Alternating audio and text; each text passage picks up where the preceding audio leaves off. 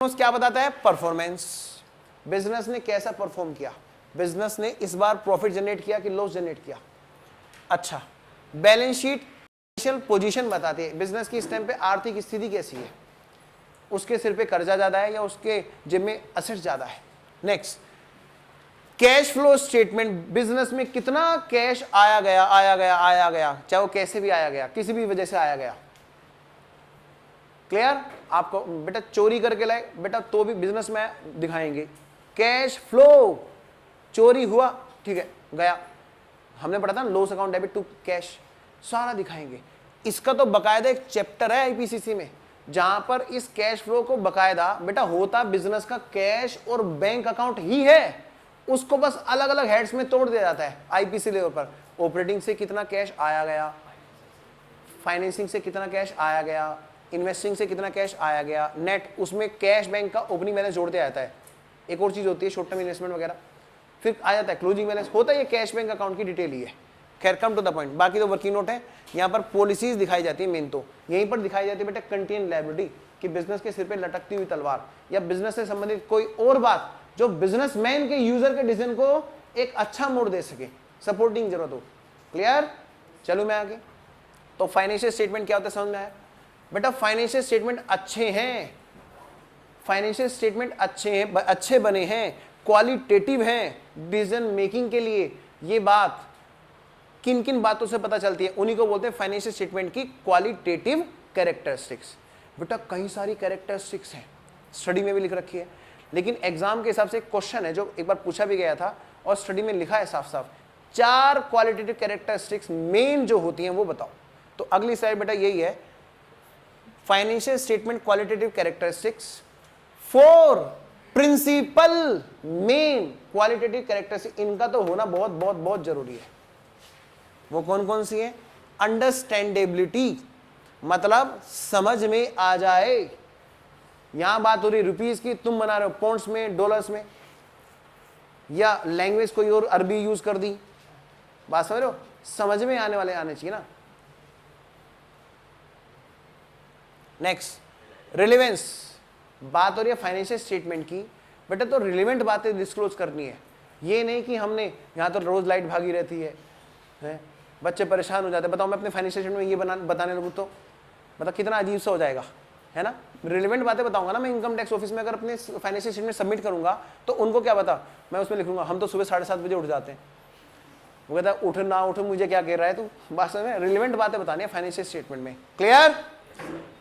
हाँ, मतलब showing the information relevant to users of financial statement.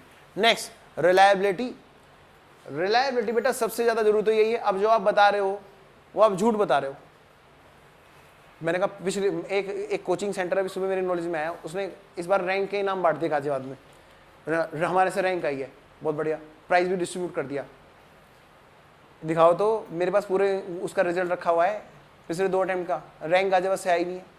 बात समझ रहे हो? एक ट्रस्ट वर्दीनेस नहीं है, एक ट्रस्ट एक बार टूट गया ना फिर नहीं बनता। देखो क्या कहते हैं, रिलायबिलिटी, आप जो इंफॉर्मेशन दे रहे हो उसका देने का फायदा तो तभी है जब सच बात दोगे, यानी ट्रस्ट वर्दी, free from material errors and बायस, जो अफवाहें होती है, जो गलत बातें होती हैं, एरर्स से जो मेटेरियल एरर होते हैं बेटा उनसे अलग होने चाहिए, मतलब सब चीजें एकदम साफ सुथरी एकदम सही होनी चाहिए एकदम। क्लियर? उसको बोलते हैं रिलायबिलिटी। अच्छा, मतलब कंफ्यूजिंग नहीं होनी चाहिए। कंपेरेबिलिटी, साथ में फाइनेंशियल स्टेटमेंट इस हिसाब से दो कि यूजर डिसीजन लेने में कंपेयर कर सके, यूजर डिसीजन लेने में कंपेयर कर सके। जैसे जीपी रेशो पिछले साल बेटा, इसीलिए तो फाइनेंशियल स्टेटमेंट कंपनी के 2 साल के एक साथ देते हैं। वहां पे क्या होता है, पिछले साल सेल इतनी थी, सेल इस बार इतनी है, अच्छा बढ़ी तो बेटा जीपी भी बढ़ना चाहिए, फिर जीपी को मैच करते हो, हाँ भाई जीपी भी बढ़ रहा है, लेकिन पता चला कॉस्ट भी साथ साथ इन्फ्लेशन वाइज बढ़ गई, तो जीपी फिर इन्फ्लेशन वाइज कितना % बढ़ा घटा। ये नेट एनालिसिस कब होता है, जब कोई चीज कंपेरेबल हो, और कंपैरिजन कब होता है बेटा, जब आमने सामने हो। कोई आदमी अच्छे कपड़े पहन रहा है, अच्छा लग रहा है, वो गोरा है, दूसरा आदमी वो भी गोरा है लेकिन अच्छे कपड़े नहीं पहन रहा है, वो बुरा लगने लगा। बेटा कंपैरिजन करना है तो दोनों को एक जैसा बिठाओ ना। बात से मैं तो एक एग्जाम्पलीफाइड कर रहा हूँ इस चीज को। 2 लोग के बीच में कंपैरिजन कब होगा, जब दोनों एक जैसी सिचुएशन में होंगे। यही बात हमें अकाउंट्स में करनी होती है। कंपेरेबिलिटी होनी चाहिए पीरियड वाइज भी, और should not be confuse with uniformity. बेटा ये एग्जाम के हिसाब से इंपॉर्टेंट क्वेश्चन मुझे लगता है कि कंपेरेबिलिटी के केस में comparability should not be confuse with uniformity. मुझे ऐसा लगता है एग्जाम के हिसाब से अच्छा क्वेश्चन है जो बन सकता है कि कौन सी चीज ऐसी है जो कंफ्यूज नहीं होनी चाहिए यूनिफॉर्मिटी के लिए। इनमें से कोई नाम दे दिया, चारों में से एक, कंपेरेबिलिटी को सेलेक्ट करता है। डन, आगे चलते हैं बेटा नेक्स्ट। हाँ जी बेटा, अदर क्वालिटेटिव कैरेक्टरिस्टिक्स। अदर, वो तो 4 मेन थी। मेन कौन कौन सी बोलो, मेन कौन कौन सी हैं, कहाँ भाग गया भाई। अंडरस्टैंडेबिलिटी समझ में आए, फिर रिलेवेंट बातें समझ में आए, फिर रिलायबिलिटी बातें समझ में आए, है ना, और कंपेरेबिलिटी। पहली बात तो समझ में आ जाए, रिलेवेंट और रिलायबल बात समझ में आ जाए, रिलेवेंट और रिलायबल बात समझ में आ जाए, ताकि हम उसको कंपेयर कर सकें। क्या याद हो गया, रिलेवेंट और रिलायबल बात समझ में आ जाए ताकि हम उसको कंपेयर कर सकें। ये है बेटा फाइनेंशियल स्टेटमेंट की कैरेक्टरिस्टिक। क्या लिख लो अगर लिखना चाहो, ये होती है अंग्रेजी याद करने का तरीका थ्योरी का। रिलेवेंट और रिलायबल बात, रिलायबल इंफॉर्मेशन, रिलेवेंट और रिलायबल इंफॉर्मेशन अंडरस्टैंड हो जाएं ताकि कंपेरेबिलिटी हो सके। रिलेवेंट और रिलायबल बात, इंफॉर्मेशन अंडरस्टैंड हो जाएं। इसी पे रखना सर, फिक्स रखना है आपको फ्रेम सर, फिक्स रखना है। रिलेवेंट और रिलायबल इंफॉर्मेशन अंडरस्टैंड हो जाए ताकि कंपेरेबिलिटी बन जाए। आपको याद हो चुके 4 कैरेक्टरिस्टिक्स बेटा एग्जाम के हिसाब से द मोस्ट इंपोर्टेंट क्वेश्चन इस चैप्टर का, इस यूनिट का। आगे चलते हैं नेक्स्ट। अदर कैरेक्टरिस्टिक्स क्या है बेटा, वही जो तुमने पढ़े कंसेप्ट वगैरह में, वही सारी चीजें हैं। क्या वो बेटा, वही तो रूल है, और क्या है, वही रूल तो है ये, बस उन्हीं को कैरेक्टरिस्टिक्स बोलना है भाई। जिन रूल के आधार पर बनने चाहिए बनाते हैं, वही चीज बनानी चाहिए, है ना। मेटेरियलिटी, खैर देखता हूं। मेटेरियलिटी मिस स्टेटमेंट जो इन्फ्लुएंस कर सकती है economic decision of user is materiality. M for materiality. Materiality बोलते किसको है, ऐसा मिस स्टेटमेंट जो यूजर के इकोनॉमिक डिसीजन को इफेक्ट कर सकता है, this is called materiality. Next, materiality provides threshold और कट ऑफ पॉइंट। बेटा ये मेरे ख्याल से मेन क्वेश्चन बन सकता है इस टॉपिक का। क्वेश्चन ऑब्जेक्टिव में इसी तरह घुमा देते हैं। मेटेरियलिटी क्या प्रोवाइड करती है, देयर होल्ड और कट ऑफ पॉइंट। ABCD में कोई ऑप्शन दे सकता है, ऐसे से घुमा देता है बच्चों को। बात समझ रहे हो, मैं देख रहा हूं कुछ के क्वेश्चन जब भी थ्योरी में आ रहे हैं ना, एक लाइन पे घुमा रहा है। अब बताओ स्टीवर्ड्स अकाउंटिंग की रूट है, फाइनेंशियल अकाउंटिंग, ये क्वेश्चन आ गया। इंटरप्रिटेशन का मतलब क्या होता है, एक्सप्लेनेशन, ये क्वेश्चन आ गया। 3-4 वर्ड में से, है ना। नेक्स्ट, फेथफुल रिप्रेजेंटेशन, मतलब करेक्ट वे हो बताने का। ये नहीं कि आपने बैलेंस शीट तो सब कुछ सही बना दी लेकिन उल्टा सीधा दिखा दिया, फिक्स एसेट्स ऊपर, करंट एसेट्स नीचे, या फिक्स टेढ़ा मेढ़ा लिख के। एक करेक्ट वे हो प्रेजेंटेशन का। मैं आपको पढ़ा सारा दूं लेकिन आगे पीछे बढ़ा दूं, डेफिनेशन के चैप्टर के बीच में मैं आपको थ्योरी करा दूं, बीच में आपको फाइनेंशियल स्टेटमेंट पढ़ा दूं, फिर शुरू हो जाऊं मैं डेफिनेशन पर, फिर बीच में करा दूं कंसेप्ट, फिर शुरू हो जाऊं मैं डेफिनेशन पे। एक अजीब सा वे होगा ना, एक करेक्ट वे होना चाहिए how to present. This is called faithful representation. सिर्फ सही होना ही नहीं, सही प्रेजेंट करना भी सही है। ठीक है, आगे चलो। Substance over form, even if law deny करता है तब भी हम इंपॉर्टेंट बात को दिखाएंगे। नेक्स्ट, न्यूट्रलिटी, फ्री फ्रॉम बायस। बेटा ये भी मेरे हिसाब से एक ऐसा पॉइंट बनता है जो एग्जाम के हिसाब से आना चाहिए। न्यूट्रलिटी किसको कहते हैं, जो फ्री फ्रॉम बायस हो। आगे चलें। Next, prudence, anticipated loss but not gains, full fair and adequate disclosure होना चाहिए फाइनेंशियल स्टेटमेंट, तभी वो अच्छे माने जाएंगे। किस चीज का, ऑफ कोर्स ऑल पॉलिसीज का। नेक्स्ट, कंप्लीटनेस, यानी कि कोई भी इंफॉर्मेशन दो तो कंप्लीट होनी चाहिए, ऐसे नहीं कि आधी अधूरी इंफॉर्मेशन दे रहे हो। क्लियर बेटा, इनको याद करने की जरूरत नहीं है, आपको सिर्फ समझना था। जितना याद करना था वो मैंने आपको करा दिया। 4 मेन कैरेक्टरिस्टिक्स क्या थी, रिलेवेंट और रिलायबल बात, इंफॉर्मेशन अंडरस्टैंड हो जाए ताकि कंपेरेबिलिटी हो जाए। डन। आओ जी आगे बढ़ते हैं। अब चलते हैं अकाउंटिंग साइकिल की तरफ। द मोस्ट क्रिटिकल चीज बेटा, जब अकाउंटेंट साइकिल चलाते हुए पहुंचता है ऑफिस को बोलते हैं अकाउंटिंग साइकिल। बताओ ऐसा है क्या? नहीं, ऐसा नहीं है। अकाउंटिंग साइकिल, अकाउंटिंग माने अकाउंट्स, लेखांकन का चक्र, साइकिल माने बेटा चक्र, ठीक है, एक सर्किल होता है साइकिल। क्या क्या साइकिल है बेटा अकाउंटिंग में? पहली बात रिकॉर्डिंग होती है, ठीक है ना, मेरे साथ साथ आगे नहीं भागेंगे। अकाउंटिंग साइकिल में इन्वॉल्व होती हैं ये स्टेजेस, कौन कौन सी? पहली है recording, this is done in the book, ये बुक में की जाती है जिसको बोलते हैं नाम जर्नल। क्लियर बेटा? ये जर्नल कितने तरह के होते हैं आज हम लोग पढ़ेंगे। प्रिंसिपल और सब्सिडी दो तरह के होते हैं। बुक्स मतलब रजिस्टर में की जाती है, अच्छा, रिकॉर्डिंग होती है कहां पर? जर्नल में। नेक्स्ट, फिर क्या होता है बेटा? स्टेप 2 क्लासिफाई किया जाता है, मतलब लेजर्स वाली बात याद है, इनको क्या बोलते हैं बेटा? लेजर।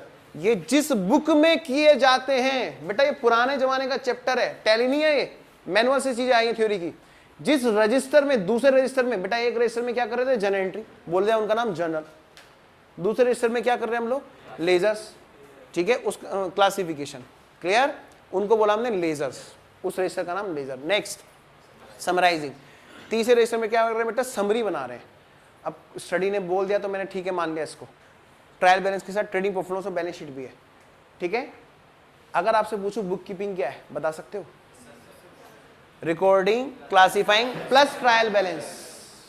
क्लियर?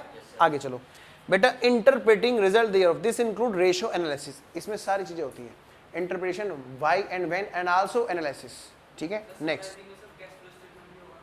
समराइजिंग में आप करने को कर सकते हो, बिल्कुल कर सकते हो, बिल्कुल फाइनेंशियल स्टेटमेंट, बिल्कुल सही कह रहे हो। समराइजिंग में कैश फ्लो स्टेटमेंट भी शामिल है।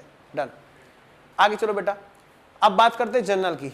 आओ बेटा, journal records all the daily transaction in chronological order under double entry system. Chronological order मतलब होता है बेटा टाइम के ऑर्डर में, जैसे डे 1 से पहले डे 3 या डे 2 की एंट्री नहीं रिकॉर्ड हो सकती। दूसरी बात, डे 1 पर भी सुबह की एंट्री और शाम की एंट्री, पहले शाम की एंट्री नहीं रिकॉर्ड हो सकती, पहले सुबह वाली ही रिकॉर्ड होंगी, मतलब टाइम के हिसाब से, मतलब डेट वाइज, और डेट के अंदर भी डे वाइज, उसके अंदर भी टाइम वाइज, ठीक है। This is called chronological order. Done. तो आपसे क्वेश्चन पूछ सकता है जर्नल में रिकॉर्डिंग कैसे होती है, ABCD, उनमें से एक ऑप्शन हो chronological order. Next, first of all transactions are recorded, इनको तो सिर्फ समझना है बेटा, सिर्फ समझना है, रटना नहीं है, जो रटा नहीं है मुझे रटा दूंगा। First of all transaction are recorded in this book, सबसे पहले इस बुक में होती है रिकॉर्ड, ठीक है। Hence such book is called books of original records. Exam में मान लिया क्वेश्चन पूछ ले, बुक्स ऑफ ओरिजिनल रिकॉर्ड किसको कहते हैं? जर्नल को, लेजर को, वगैरह वगैरह वगैरह वगैरह, बात समझ रहे हो? जर्नल को बोला जाता है books of original record. Done. आओ जी आगे बढ़ते हैं। नेक्स्ट, तो यहाँ पे दो मेन पॉइंट है, एक तो जर्नल में रिकॉर्डिंग होती है क्रोनोलॉजिकल ऑर्डर में, दूसरी बात जर्नल को एक और नाम देते हैं books of original record. Next बेटा, जर्नल बुक कोई भी आगे नहीं पढ़ेगा मेरे साथ साथ, टाइप्स है बेटा जर्नल बुक्स के। बेटा एक तो होता है प्रिंसिपल और एक होता है सब्सिडी। प्रिंसिपल वो होता है जिस रजिस्टर का बैलेंस इस लायक है कि वो सीधा ट्रायल बैलेंस में चला जाए, उसको हम बोलते हैं प्रिंसिपल बुक। पिक्चर भी बाकी नहीं है, ठीक है, लेकिन जिस बुक का balance doesn't goes in the trial balance, directly नहीं जा सकता, उसे हम क्या बोलते हैं? Subsidiary book. पिक्चर अभी बाकी है। फॉर एग्जाम्पल परचेज बुक में क्या रिकॉर्ड होता है बेटा, याद है? हाँ, सिर्फ उधार परचेज, वहां पर हम पार्टीज का नाम लिखते हैं ABC, माने 3 लोगों से खरीदा, 1500 और 600 ऐसे हमने खरीदा, या 1800 और 700 रख लेते हैं, 600 रख लेते हैं। 1000 A से 200 का डिफरेंस लेते हैं, 1000 A से, B से 800 और C से 600। बेटा टोटल कितना हो गया इस बुक का? 2400। बेटा 2400 का बैलेंस कहाँ जाएगा? परचेज अकाउंट लेजर में, और ए बी सी तीनों के लेजर में by purchase book, by purchase book, by purchase book अलग अलग 1000, 800, 600 जाते हैं, बोलो है कि नहीं। उसके बाद तब बैलेंस जाता है कहां, ट्रायल बैलेंस में। तो बेटा प्राइमरी बुक जो है, प्राइमरी बुक जो मेन बुक है, सब्सिडरी बुक, सब्सिडरी बुक वो क्या होती है बेटा, रजिस्टर्स। क्लियर, उनको क्या बोलते हैं, सब्सिडी, जिनमें पिक्चर बाकी है। और उनसे जो चीज निकल के आती है, लेजर्स, उनको बोलते हैं प्रिंसिपल बुक। क्लियर, वही तो लेजर के बैलेंस जाते हैं ना ट्रायल बैलेंस में। तो ledgers are principal book but all the registers are subsidiary book, क्योंकि रजिस्टर से ही लेजर्स बनते हैं, रजिस्टर से ही लेजर्स बनते हैं। जितने भी रजिस्टर्स हैं, जितने भी जर्नल हैं, वो क्या है बेटा, सब्सिडरी बुक।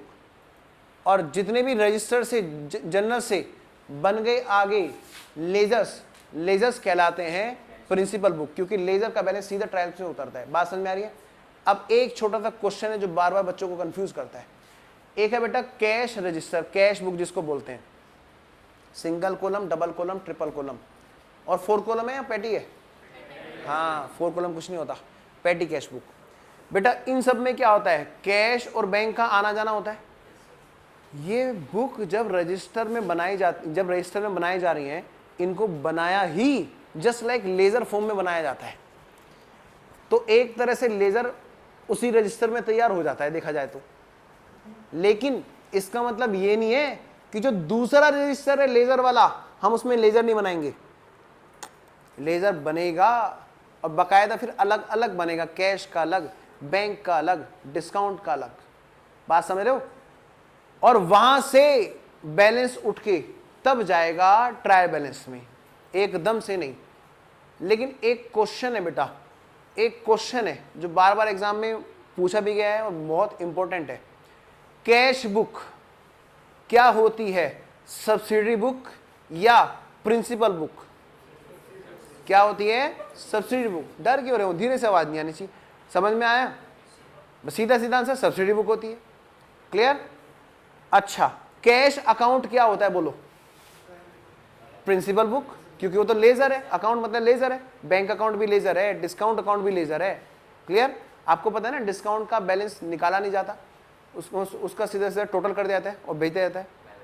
अच्छा, एक बेटा क्या हम कैश बुक से नहीं बता सकते डायरेक्ट कि भाई कितना बैलेंस आएगा लेजर का? बता सकते हैं ना बेटा। एक और क्वेश्चन है, कैश बुक ट्रीट की जाती है as a subsidiary book, sorry as a principal book. ठीक है ना, स्टडी ने साफ साफ बोल रखा है कि कैश बुक वैसे तो एक क्या होती है, प्राइमरी मतलब सब्सिडरी बुक होती है, लेकिन उसको ट्रीट कैसे करते हैं, एक प्रिंसिपल बुक की तरह। ठीक है, कोई दिक्कत? आगे बढ़ते हैं बेटा, नेक्स्ट आओ जरा। हाँ जी, तो सब्सिडरी बुक किसको कहते हैं, आओ जरा पढ़ें एक बार।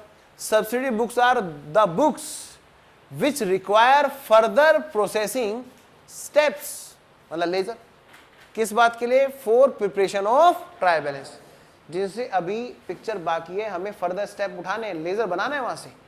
Next, keep in mind that transactions are firstly recorded in this book, subsidiary book, which become basis for preparation of lasers, जो बेसिस बनते हैं किस बात का, लेजर बनाने के लिए। डन, आगे बढ़ते हैं।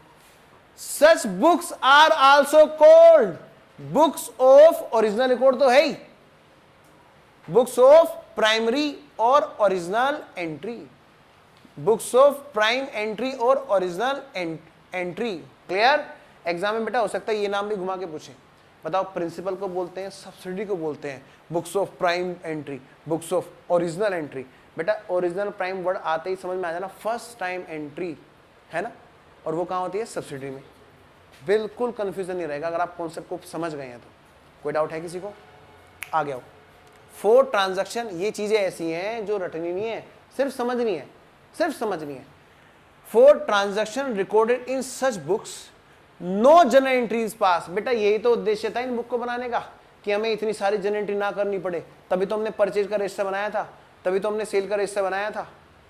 बोलो आगे चलो। सच स्पेसिफिक बुक्स, ये स्पेसिफिक बुक्स जो होती है ना, जैसे परचेज बुक, सेल बुक, है ना, are meant for specific transactions recording purpose. बोलो है कि नहीं बेटा? परचेज बुक बनी है गुड्स की उधार परचेज के लिए, सेल बुक बनी है गुड्स की उधार सेल के लिए। Next, and such system of recording is known as practical system of book keeping और इंग्लिश सिस्टम। बेटा ये दोनों नाम भी ध्यान रखने की जरूरत है, इंग्लिश सिस्टम और practical system of book keeping किस जगह पर यूज होता है? सब्सिडी बुक में। सब्सिडी बुक क्या होते हैं? सब्सिडी बुक में रिकॉर्ड करना बेटा अंग्रेजों ने ये काम किया था, उन्होंने ये शॉर्टकट निकाले थे, हमने यूज कर लिए, तो इसलिए बेटा इसको इंग्लिश सिस्टम बोलते हैं। और क्या बोलते हैं? Practical system of book keeping. Clear? Practically books इसी आधार पर कीप की जाती हैं, मार्केट में कोई एक एक एंट्री नहीं करने नहीं बैठता। याद करो वो परचून की दुकान जहां तुम उधार लेके आते हो, वो एंट्री नहीं करता, वो साल भर, वो क्या करते हैं, महीने भर का इकट्ठा पर्चा पकड़ाता है। कैसे पकड़ाता है? और रजिस्टर पे नाम लिखे बैठा है, एक पेज बनाए बैठा है, बार बार नहीं करता इतने रुपए दिए इतने रुपए ना, वो ये भी लिखेगा मैंने राम को दिए शाम को दिए ना, राम शाम सब एक घर में रहते, हाउस नंबर दिस, बस इतने रुपए चीनी इतने रुपए ये, वो ये नहीं लिखता राम लेके गया शाम लेके गया ना। बात समझ रहे हो? वो क्या करता है? सिर्फ एक सीधा सा शॉर्टकट लगाता है। प्रैक्टिकली मार्केट में यूज हो रहा है। आगे बढ़ते हैं। Principal book. Principal books are the books which is itself ready for giving its balance directly to trial balance. बेटा इसका बैलेंस सीधा सीधा ट्रायल बैलेंस को जाने के लिए रेडी है। क्लियर? इसी को बोलते हैं principal book. It is the book of secondary entries. बेटा प्राइमरी एंट्री के लिए कौन सी? सब्सिडी, उसके बाद में कौन सी? सेकेंडरी। डन? नेक्स्ट आगे बढ़ते हैं। आओ बेटा थोड़ा सा ध्यान देना, मैं थोड़ा इसको जूम कर देता हूं। मेरे साथ साथ कोई भी बच्चा आगे नहीं भागेगा, सिर्फ और सिर्फ मेरे साथ साथ चलेंगे सब बच्चे। बेटा मेरे साथ साथ देखना है, मार्कर ले लेता हूं मैं। हाँ जी, जर्नल या फिर बुक्स दो तरह की होती हैं, एक तो है सब्सिडी, एक तो है सब्सिडी। सब्सिडी दूसरा क्या है बेटा? बोलो दूसरा क्या है? प्रिंसिपल। पक्का? नेक्स्ट बेटा प्रिंसिपल कौन सी बुक होती हैं? जिनका बैलेंस डायरेक्टली लेजर्स, जो क्या होती है बेटा? लेजर्स। और इनका बैलेंस कहां चला जाता है बेटा? सीधा ट्रायल बैलेंस में। इनके तो बनते ही लेजर्स हैं, इनके तो प्रिंसिपल बुक के बनते ही लेजर्स हैं। बोलो है कि नहीं? पक्का? प्रिंसिपल बुक कौन सी होती है? लेजर्स होते हैं प्रिंसिपल बुक। डन? हाँ, प्रिंसिपल बोलते ही लेजर्स को दोस्त, उनका बैलेंस क्योंकि रेडी है to give its balance directly to trial balance. आओ बेटा बुक्स का पहला पार्ट हमने देखा, जरा दूसरा पार्ट देखें। दूसरा पार्ट देखते हैं बेटा। दूसरा पार्ट कौन सा है भाई? सब्सिडी। अब ये जो सब्सिडी है कितने तरह की होती है बेटा? ये एक तो सब्सिडी, एक तो स्पेशल काम के लिए बनी हुई बुक है, और दूसरी जो स्पेशल काम के लिए नहीं बनी है वो क्या है बेटा? Common journal. जर्नल जैसे क्या होता है बेटा? हॉस्पिटल में दो वार्ड होते हैं ना, स्पेशल वार्ड और जनरल वार्ड। ऐसे बेटा बुक्स होती हैं जो स्पेशल एंट्रीज के लिए अलग से बुक बनाई गई हैं, और दूसरा जनरल पर्पस के लिए, कॉमन पर्पस के लिए, इनको बोला जाता है जनरल प्रॉपर। क्या बात समझ में आ रही है? आइए मैं फटाफट से रिकॉल करता हूं, सारा चार्ट एक साथ देखेंगे। पहले जर्नल या बुक दो तरह की होती हैं, एक होती है प्रिंसिपल। सर ये आ रहा है कैमरे में नीचे सर? एक होती है बेटा प्रिंसिपल, दूसरा होती है बेटा सब्सिडी। प्रिंसिपल वो होती है, कौन होती है? लेजर्स, जिनका बैलेंस सीधा ट्रायल में जाएगा, और सब्सिडी जिनका बैलेंस सीधा ट्रायल में जाएगा, बीच में फर्दर प्रोसेसिंग चल रही है। ये रजिस्टर दो तरह के, एक तो बेटा स्पेशल रजिस्टर होता है, एक कॉमन पर्पस के लिए रजिस्टर होता है। ठीक है ना? जरा देखे तो सही स्पेशल ट्रांजैक्शन कौन कौन से जिनके लिए अलग से बना। अब मैं इस पे जा रहा हूं। ये स्पेशल तीन तरह का है, गुड्स, बिल्स और कैश। मैं इसको जूम कर रहा हूं, गुड्स, बिल और कैश। हाँ जी बेटा, तो मैं ये कह रहा हूं ये जो सब्सिडी है, सब्सिडी ये स्पेशल जनरल, और ये जनरल जनरल। जनरल जनरल को क्या नाम देते हैं? जनरल प्रॉपर भी बोलते हैं। आइए ये स्पेशल जनरल जो है ये गुड्स के लिए स्पेशल बना है, ये बिल्स के लिए स्पेशल बना है, और ये कैश के लिए बना है। बेटा जिन जिन के लिए हमने शॉर्टकट लगाए थे, और क्या नहीं बात है। गुड्स के लिए, गुड्स में क्या क्या था भाई? देखे तो सही बेटा, गुड्स में दो थे, परचेज और परचेज रिटर्न। परचेज बुक में क्या बेटा? परचेज बुक में क्या आएगा? बोलो उधार परचेज, और परचेज रिटर्न में उधार परचेज रिटर्न, डन। सेल में क्या आएगा, उधार सेल, और यहां पे सेल रिटर्न में उधार सेल रिटर्न। कैश सेल तो नहीं आएगी ना यहां पर, क्लियर ना, फिक्स की सेल थोड़ा ना आएगी यहां पे। नेक्स्ट, ये तो बेटा ये तो है गुड्स का। आओ जरा स्पेशल जर्नल में पहले हमने देखा गुड्स के लिए कौन कौन से जर्नल बने, purchase book, purchase return book, cell book, cell return book, ये तो गुड्स से संबंधित है। नेक्स्ट, हाँ जी, bills journal.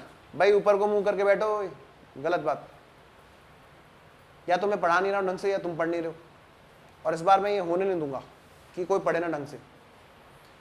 Bill journal, bill journal बेटा बिल से संबंधित जर्नल, बेटा बिल्स पेबल जर्नल या फिर बिल रिसीवेबल जर्नल।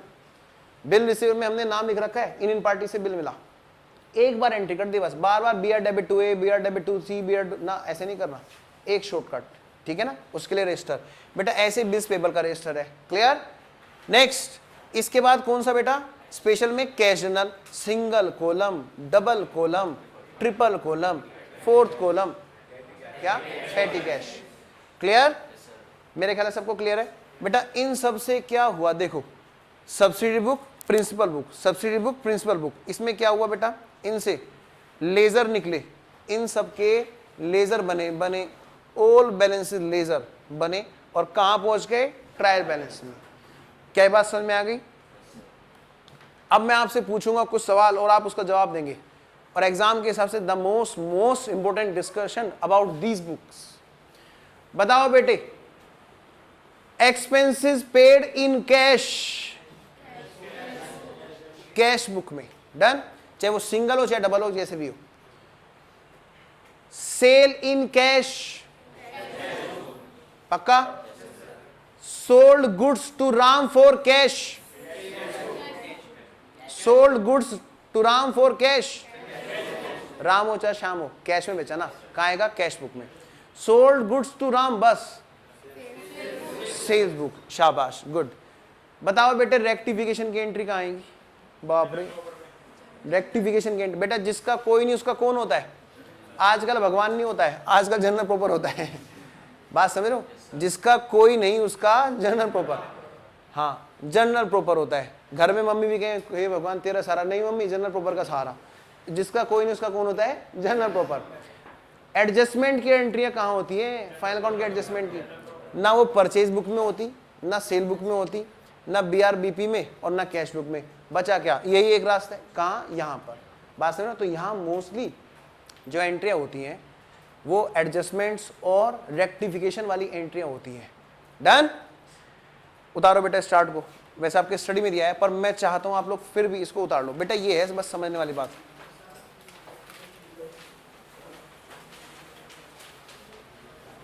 बनाएंगे सब बच्चे, चार्ट बनाएंगे, हाँ गुड, ये अच्छा तरीका है बेटा। आप कॉपी को ना टेढ़ा कर लो, हॉरिजॉन्टल क्या बोलते हैं इसको, वर्टिकल, हॉरिजॉन्टल कर लो, हॉरिजॉन्टल कर लो, हाँ वर्टिकल तो होती है।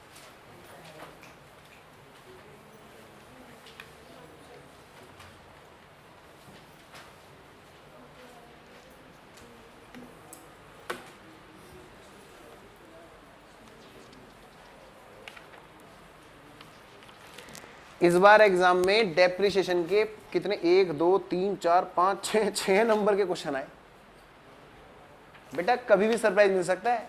डेप्रिसिएशन 2 या 3 नंबर से ज्यादा नहीं आया कभी भी, और इस बार सीधा 6, और ये किसी भी चैप्टर में हो सकता है। सीए इंस्टीट्यूट पूरा ट्रेंड तोड़ना चाह रहा है इस बार, पता नहीं किस चैप्टर में से पूछ ले, लेकिन पूछेगा जरूर, सीधा 6-7 नंबर एक साथ पूछेगा, जैसे consignment, joint venture, partnership, company, ठीक है ना। मैं बल्कि सोच रहा हूँ इस बार है ना, इसके बाद जो है ना थ्योरी कराने के बाद पहले बड़े चैप्टर उठाएं, पार्टनरशिप, कंपनी, वहां से आते आते 8-10 नंबर के क्वेश्चन। यही सही सोच रहे हो, यही उठाऊंगा।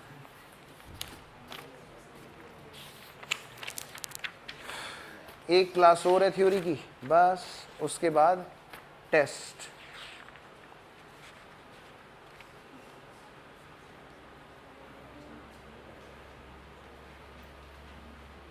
चलो जब तक आप इसे उतार रहे हो, मैं इतने बीच में आपसे बातें करता रहता हूँ। एग्जाम का एक क्वेश्चन था, बहुत इंपॉर्टेंट क्वेश्चन है, उतारते रहो, सुनते रहना बस। इनमें एक बिजनेसमैन था, उसने गुड्स खरीदा था 25 लाख रुपए का, 70% तो बेच दिया। 25 लाख रुपए की गुड्स खरीदा था, 70% बेच दिया, और ईयर एंड पर जो स्टॉक बचा 30% जो बचा हुआ है उसकी मार्केट वैल्यू 5 लाख रुपए है। वैसे 30% की कॉस्ट कितनी होगी, 25 या 75, 7.5 लाख कॉस्ट होती है। मार्केट वैल्यू उसकी 5 लाख है, लेकिन ट्रेडर ने उसको रिकॉर्ड किया बुक्स में 7.5 लाख रुपए पे। तो उसने कौन सा कंसेप्ट वायलेट कर दिया, ये पूछा गया है। मतलब क्लोजिंग स्टॉक जो है, क्लोजिंग स्टॉक जिसकी कॉस्ट है 7.5 लाख और मार्केट वैल्यू है 5 लाख, उसने फिर भी 7.5 लाख का दिखा दिया। गलत बोल रहे हो बेटा, कॉस्ट तो उसने फॉलो किया है। कौन सा बोलो, शाबाश, बहुत अच्छा लगा। बिना ऑप्शन दिए आंसर आता है ना, मेरे को दिल खुश हो जाता है। बेटा बैलेंस शीट की बात कौन करता है, क्लोजिंग स्टॉक। पहली बात तो देखो टाइप्स ऑफ अकाउंट कौन सा है, रियल प्लस टेंजिबल। तो आइटम कहाँ का है, बैलेंस शीट का। और बैलेंस शीट के बारे में कौन समझाता है, कंजर्वेटिज्म। ये देखो इतना लड्डू सा क्वेश्चन था ना, ऑप्शन दिए थे money measurement, consistency, conservatism, none of these. Answer is conservatism. Out of syllabus आया था जी। ज्ञान नाम का एक आदमी था, एक और क्वेश्चन मैं तब तक आप तक उतारो, टाइम यूज हो जाएगा। ज्ञान नाम का एक आदमी था, उसने क्या किया, हमें एडवांस दे दिया। भाई वो हमारा कस्टमर होगा, डेटर होगा हमारा, मतलब माल खरीदता रहता होगा, उसने हमें एडवांस दे दिया और हमने उठाकर सीधा सीधा सेल में क्रेडिट कर दिया। कौन सा कॉन्सेप्ट है जो हमने फॉलो नहीं किया। ए ऑप्शन कंसिस्टेंसी, एक ऑप्शन कंसिस्टेंसी है। बेटा कंसिस्टेंसी की बात कहीं तक लगती है इसमें। Conservatism, going concern, accrual. Answer is accrual, answer is accrual, answer is accrual. क्योंकि जब ड्यू हो उसी बेसिस पे तो हम करेंगे। कंजर्वेटिज्म इसलिए नहीं क्योंकि इसमें कोई असर बढ़ा चढ़ा कर नहीं दिखाई हमने। अच्छा, कंसिस्टेंसी लग ही नहीं सकता, गोइंग कंसर्न की बात उठ ही नहीं सकती। बचा एक सर इन पिन सेप्टिपिन खेलेंगे, नहीं। एक्रूअल भी तो बात करता है इस चीज़ की, जब कोई चीज़ ड्यू हो जाए तो उसको टाइम बेसिस पर, मतलब ड्यू हो जाए, जिस पीरियड में ड्यू हुई, जिस पीरियड में सेल हुई उसी पीरियड में रिकॉर्ड करो।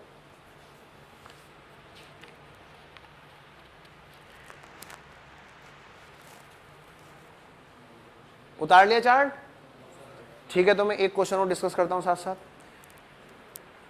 कह रहे ट्रायल बैलेंस का एग्री होना is not dash proof of accuracy, नहीं है dash proof of accuracy. Submissive, exhaustive, inclusive, conclusive. बेटा फाइनली क्या होता है, कंक्लूजन निकलता है ना। कंक्लूसिव लिस्ट नहीं है ये कंक्लूजन नहीं है कि आपका ट्रायल बैलेंस एग्री हो गया तो सब कुछ सही है। एक्यूरेसी होने का ये कोई कंक्लूसिव, फाइनल, कंक्लूजन माने फाइनल, फाइनल प्रूफ वो नहीं है, प्रूफ। एक क्वेश्चन और है, कहता है इनमें से कौन सी बात गलत है। All real personal account are transferred to balance sheet, all real गलत है ना। Purchase, sale, opening, closing stock, closing opening stock, sorry closing opening stock कहाँ जाता है, ट्रेडिंग में जाता है ना। गलत है, बोलो सही है कि नहीं। नहीं, ये बात तो बिल्कुल सही है। ऑल रियल और पर्सनल अकाउंट भेजे जाएंगे बैलेंस शीट में, बिल्कुल सही बात है। क्योंकि वहां क्या ढूंढा था बेटा, नॉमिनल। ये बात बिल्कुल सही है, सारे पर्सनल बैलेंस शीट में जाते हैं, सारे रियल, क्योंकि ट्रेडिंग में क्या निकलता है, नॉमिनल, ठीक है ना। नेक्स्ट, ये कहां गई, बैलेंस शीट में, ये बात बिल्कुल सही, ये गलत नहीं। Next, nominal accounts are transfer to profit loss account, क्या ये बात गलत है, ये भी बिल्कुल सही है। नेक्स्ट, हर एक account, each account is open separately in ledgers, हर एक अकाउंट को सेपरेटली लेजर खोलते हैं, यस, इसमें क्या गलत है। एक और सही बोलता हूं, देखते हैं, दो में सही बोलूंगा, इनमें से एक गलत होगा। Rent is a personal account, outstanding rent is a nominal account. समझ गए, रेंट एक पर्सनल अकाउंट होता है, आउटस्टैंडिंग जो रेंट है वो नॉमिनल होता है, गलत बात। ऐसे ऐसे लड्डू क्वेश्चन आ रहे हैं भाई, हो गया यहां पे।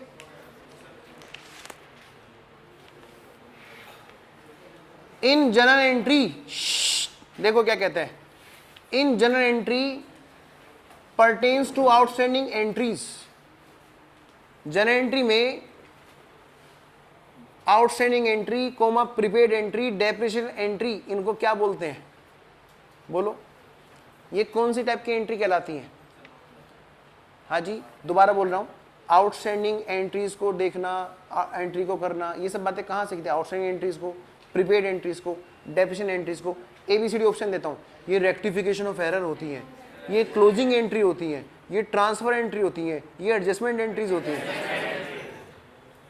क्वेश्चन ये कहेगा बता बता मैंने क्या बताया, और तुम बता नहीं पाओ। बताओ, बात समझ लो, ऐसे ऐसे क्वेश्चन आते हैं, लेटेस्ट एग्जाम के क्वेश्चन है ये। एक क्वेश्चन और सुनो, कितना बड़ा महाभारत इस पर उठाया, ये भी आउट ऑफ सिलेबस था। इन ए 3 column cash book discount column का क्या करते हैं बताओ? मैं बताता हूं, उनको टोटल भी क्या कहता है, एडजस्ट भी करते हैं। टोटल करते हैं बट एडजस्ट नहीं करते हैं, टोटल करते हैं but not balanced, none of this. See, total तो करते हैं लेकिन बैलेंस नहीं करते हैं। और भी क्वेश्चन है, एक क्वेश्चन वो देखो, खैर छोड़ो, ये सब बहुत इजीएस्ट पेपर मैं कह रहा हूँ इस बार का आया था। इस बार तो 60 में से 60 आने ही चाहिए थे, पर नहीं है, चलो कोई बात नहीं, अगली बार फिर से ट्राई। बात समझ रहे हो बेटा? चलूँ मैं आगे? चलो जी, ये तो खैर मैं टेस्ट में पूछ ही लूँगा। Next break. बेटा नहीं, ब्रेक देखो सुनो, थ्योरी की क्लास में ब्रेक ऐसा नहीं मिलेगा, ब्रेक मैं दे देता हूँ तुम्हें, आपके एंटरटेनमेंट के लिए मैं कुछ लेके आया हूँ। ये लास्ट बैच में थी, ये देखो, ये ना कोई हॉस्टल के फ्रस्ट्रेटेड स्टूडेंट्स हैं, ये पिछले बैच में दिखाया था, ये डांस कर रहे हैं बेबी डॉल पे।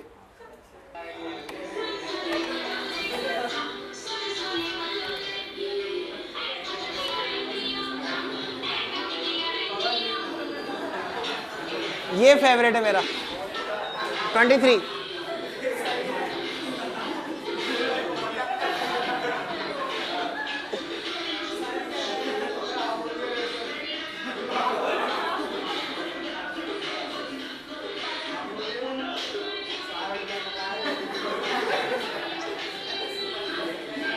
Right. 23.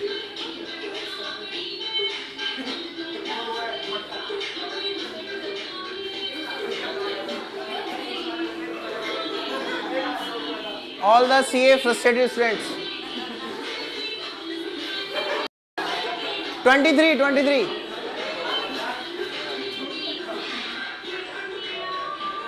दुनिया उठा ली इन्होंने, दुनिया।